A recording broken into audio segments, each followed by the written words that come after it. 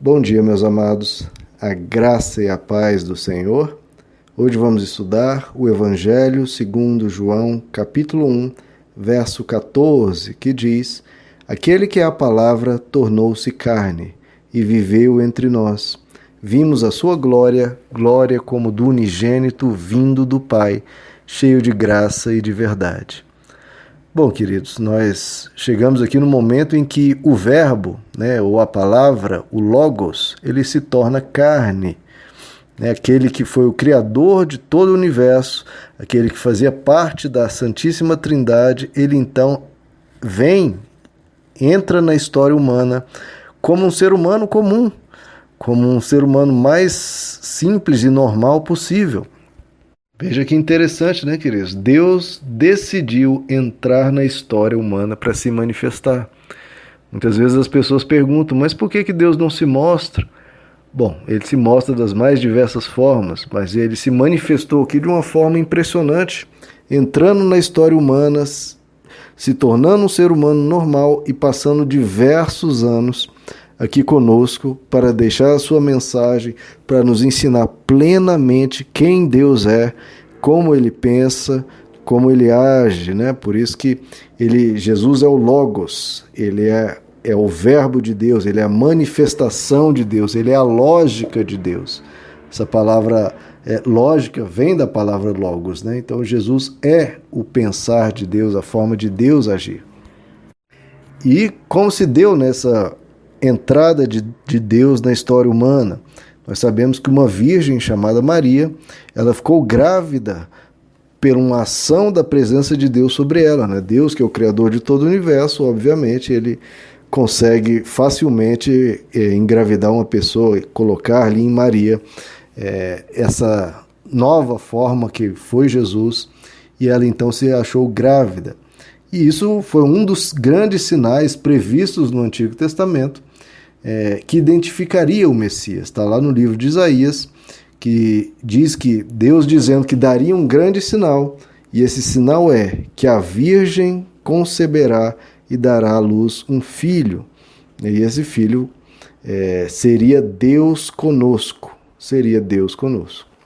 Em Filipenses capítulo 2 diz que Jesus, sendo em forma de Deus, ele se esvaziou a si mesmo, tomando a forma de servo, tornando-se semelhante aos homens. Então Jesus ele entrou na história humana se esvaziando, né, de todo o poder imenso que ele tem. Ele se fez carne, tomou a forma de servo. Olha que coisa, né, queridos? Em 1 Timóteo capítulo 3 diz que este é o grande mistério, né? Essa é a grande revelação da parte de Deus, que é Deus se manifestou em carne. E aqui nós vemos também a realização de uma figura do Antigo Testamento. No Antigo Testamento existem diversas figuras, diversos tipos, como se fossem metáforas, onde Deus, ali no Antigo Testamento, utilizou-se de algumas figuras, de alguns tipos, para preparar, o mundo e o povo de Israel para a vinda do Messias, para ensinar o que esse Messias faria. Por exemplo, na saída do povo de Israel do Egito, eles construíram um tabernáculo, onde ali a presença de Deus estaria no meio do povo, dentro ali de uma tenda especial, feita com ouro, uma arquitetura belíssima. E nesse tabernáculo, como eu expliquei, havia ali dentro um lugar chamado Santo dos Santos, onde ali estaria a presença de Deus, que no hebraico é Shekinah. E interessante que essa palavra aqui que nós lemos em João 1,14, dizendo que o verbo se fez carne, a palavra aqui é tabernáculo. Ele taberculou entre nós, ele viveu entre nós, ele taberculou entre nós. É como se Deus fizesse uma tenda, essa tenda sendo o corpo físico de Jesus, e dentro dessa tenda a própria essência de Deus, a Shekinah de Deus. Então Deus se fez presente entre nós, ele montou a sua tenda entre nós e caminhou aqui conosco.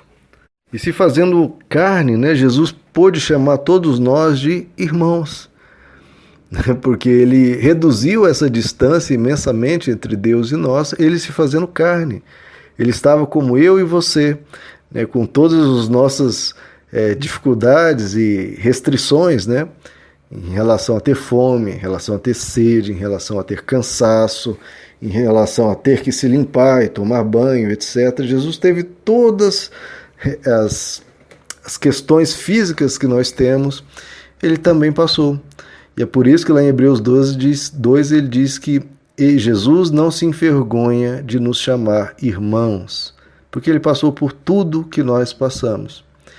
E foi necessário ele se fazer carne, ele em tudo fosse feito semelhante a nós, para que ele se tornasse o nosso representante diante de Deus. E é por isso que depois nós vamos analisar isso mais a fundo, quando ele vai na cruz, ele vai como um representante da humanidade. Ele vai como um substituto nosso para ali fazer toda a apresentação de nós em relação a Deus, para que nós pudéssemos ser reconciliados com Deus. Então, ele foi como nosso representante, por isso ele foi como carne. E o texto diz: vimos a sua glória, glória como do unigênito vindo do Pai, cheio de graça e verdade. Isso é muito, mas muito importante, queridos.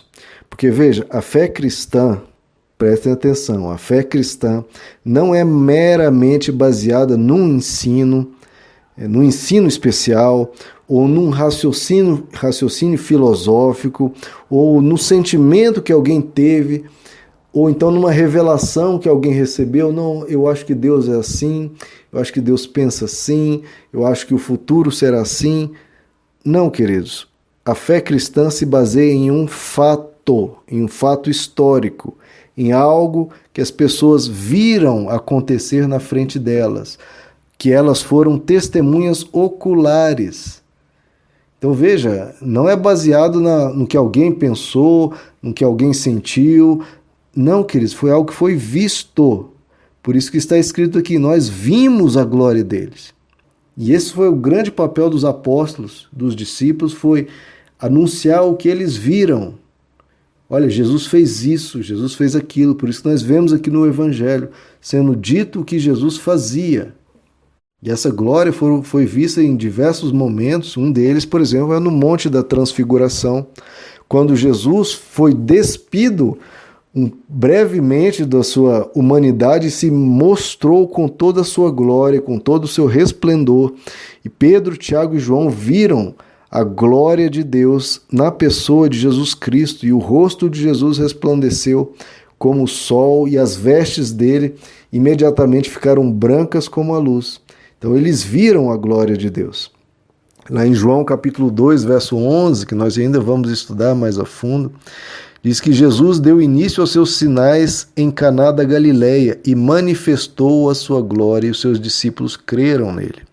Jesus realizou uma gama imensa, uma variedade incrível de sinais e de milagres que testificaram, quem ele era e que ele estava vindo da parte do Pai. Quando os discípulos disseram para Jesus: Jesus, mostra-nos o Pai, isso nos basta, a gente só quer ver o Pai. E Jesus diz: olha, como assim mostra-nos o Pai? Vocês não creem que eu estou no Pai e o Pai está em mim? Jesus deixou bem claro que ele era a manifestação de Deus. E ele fala: olha, se vocês não creem pelo que eu digo, pelo menos creiam baseado nas obras que vocês estão vendo. Na primeira carta do apóstolo João, ele mostra bem claro isso. Ele diz: o que era desde o princípio, o que ouvimos, o que vimos com os nossos olhos, o que contemplamos, o que as nossas mãos apalparam a respeito da palavra da vida.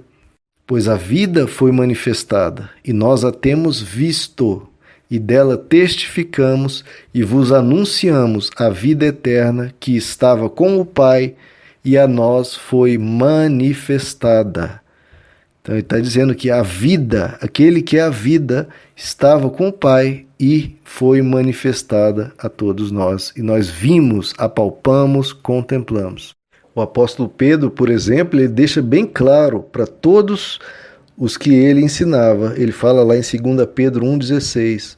De fato, nós não seguimos fábulas engenhosamente inventadas. Não seguimos mitos, não seguimos lendas, não seguimos, desejos nossos, não.